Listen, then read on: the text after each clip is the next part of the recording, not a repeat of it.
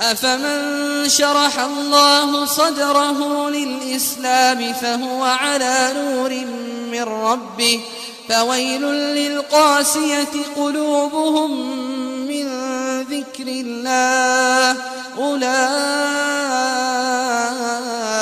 في ضلال مبين. الله نزل أحسن الحديث كتابا متشابها مثانية تقشعر منه جلود